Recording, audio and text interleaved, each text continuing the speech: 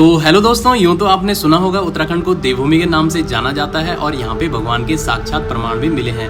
तो आज मैं सुनाने जा रहा हूँ आपको सतोपंथ स्वर्गारोहणी की यात्रा। आखिर ये यात्रा क्या है और इसमें क्या क्या कठिनाइयाँ होती है, तो चलिए शुरू करते हैं। उत्तराखंड की ऊंची चोटियों में बसे रहस्यमय स्थलों का अपना अलग ही आकर्षण है। इन्हीं में से एक है सतोपंथ और स्वर्गारोहणी का पवित्र मार्ग। यह स्थान बद्रीनाथ धाम से लगभग 25 किलोमीटर की दूरी पर 15,000 फीट की ऊंचाई पर स्थित है। यहाँ तक पहुँचने का मार्ग कठिनाइयों से भरा है, लेकिन इसी रास्ते पर छुपा हुआ है एक अद्भुत रहस्य, स्वर्गारोहणी पथ यानी स्वर्ग जाने वाला द्वार। पौराणिक कथा के अनुसार महाभारत युद्ध के बाद जब पांडवों ने समस्त राजपाट त्याग दिया, तब वे हिमालय की ओर निकल पड़े।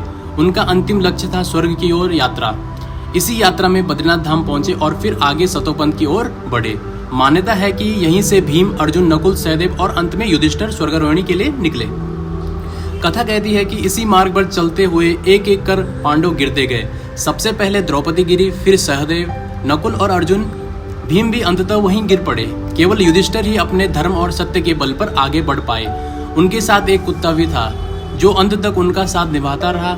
यह युधिष्ठिर स्वर्ग द्वार तक पहुंचे तो देवताओं ने उनसे कहा कि हे युधिष्ठिर, इस कुत्ते को वहीं छोड़ दो। स्वर्ग में किसी पशु का प्रवेश नहीं हो सकता। लेकिन युधिष्ठिर ने अपने धर्म को सर्वोपरि रखते हुए कुत्ते को छोड़ने से इनकार कर दिया।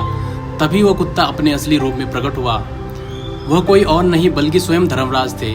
उनकी सत्यनिष्ठा और करुणा से प्रसन्न होकर देवताओं ने युधिष्ठिर को जीवित शरीर सहित स्वर्ग में प्रवेश दिया। यही स्थान आज स्वर्गारोहणी कहलाता है। सतोपंथ झील का रहस्य भी कम अद्भुत नहीं है।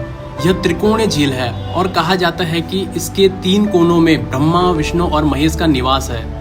स्थानीय लोग मानते हैं कि आज भी देवता यहाँ स्नान करने आते हैं। झील के किनारे असंख्य साधु संत तपस्या करते और कईयों ने यहाँ समाधि भी ली है। यह भी माना जाता है कि आज तक इस झील का जल कभी गंदा नहीं हुआ। इसकी पवित्रता इतनी है कि इसमें गिरने वाला पत्ता भी बहकर दूर चला जाता है। स्थानीय लोगों के अनुसार यह झील देवताओं की ऊर्जा से भरी हुई है और जो साधक यहाँ ध्यान करता है उसे दिव्य अनुभव प्राप्त होता है। रहस्य यह भी है कि सतोपंथ और स्वर्गारोहणी का यह मार्ग आज भी सामान्य व्यक्ति के लिए बहुत कठिन है। बर्फ, खतरनाक चट्टानें और ऊंचाइयां इसे चुनौतीपूर्ण बनाती है। लेकिन जो लोग आस्था और साहस के साथ यहाँ पहुँचते हैं, उन्हें लगता है मानो वे स्वयं देवता की भूमि में आ गए हों।